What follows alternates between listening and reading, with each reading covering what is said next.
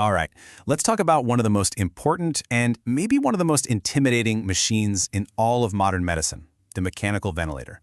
It looks super complex, I get it, but the ideas behind it, they're actually pretty simple. So, let's dive in and break it all down. You've definitely seen them, right? On TV shows, maybe even in a hospital. All those blinking lights, the constant beeping, the numbers on the screen. But what is actually going on? Well, stick with me, because in the next few minutes, you're going to learn how to speak ventilator. Okay, first things first. Before we get into any of the fancy settings, let's get right to the heart of what this machine actually is and why it's so incredibly important. So, at its core, a ventilator is a breathing machine. That's it. When a person's body is too sick or too tired to do the work of breathing, the ventilator steps in. It's like a temporary support system that gives the body the time and the break it desperately needs to heal. So who actually needs one? Well, it could be for a whole bunch of reasons. Maybe someone has a really bad lung infection like pneumonia or something called ARDS. Or it could be a patient who's just had a massive surgery and their body is just too weak to handle breathing on its own. In every single one of these cases, the ventilator is that life-saving bridge. All right, now for the fun part. Let's start decoding the language of the ventilator. Once you know a few key terms, you'll see it's not nearly as complicated as it looks. First up is this term, VO2.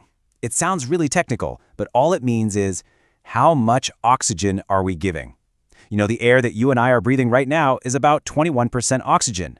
A ventilator lets the medical team dial that number way up, even all the way to 100% pure oxygen, to give the patient exactly what they need.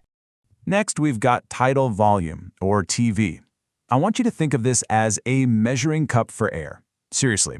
Every single breath that the ventilator gives is a very specific, carefully measured amount. And this is so important because it's tailored to the patient's exact size to make sure their lungs get just the right amount of air, not too little and definitely not too much. And this one is super straightforward. Respiratory rate, or RR. This is simply the speed. It's how many breaths per minute the machine is set to deliver. So if you see the RR set to 12, that just means the patient is getting one breath every 5 seconds. Easy, right? Now, PEEP is a concept that is a total game changer. Here's the best way to think about it. Imagine you're blowing up a balloon. It's always hardest to get that very first puff of air in, right? But it's way easier to blow up a balloon that already has a little bit of air in it. That's PEEP. It keeps a tiny bit of pressure in the lungs at all times, so the little air sacs don't fully collapse. It just makes the next breath so much easier. Okay, so a ventilator isn't just an on-off switch. It's much smarter than that. It actually has different modes, kind of like different strategies for how it's going to help, depending on what the patient needs. You can think of it like a spectrum of help. On one end, you have full support, in a mode like assist control. In this mode, the machine is the boss. It delivers a full, perfectly measured breath every single time, whether the patient tries to breathe or not. But on the other end, you have partial support, like pressure support. Here, the patient is doing most of the work.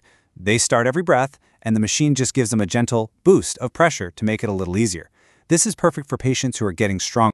And you've probably heard of this one, CPAP. It works on a similar principle, just giving one continuous level of pressure. A lot of people know it for treating sleep apnea at home, but in the hospital, it's a really important tool for when patients are getting super close to breathing all on their own again. So we know how it works. But what about when it gets loud? And what's the end game here? Well, this last section is all about those famous alarms and, most importantly, the journey to getting off the machine. Yeah, those beeps and alerts can be a little nerve-wracking to hear for sure. But they aren't just random noises. They're actually very specific signals. And you know what? Most of them come down to just two really simple problems. It's honestly way simpler than you'd think. If you hear a high-pressure alarm, it means there's a blockage. The machine is having to push too hard to get the air in. But if you hear a low-pressure alarm, it means there's a leak. The air is escaping somewhere. That's it. Blockage versus leak. That covers most of them. Now, what about that third big one, the apnea alarm? Well, this is a critical safety feature. It only goes off when the patient is supposed to be breathing on their own, but they stopped.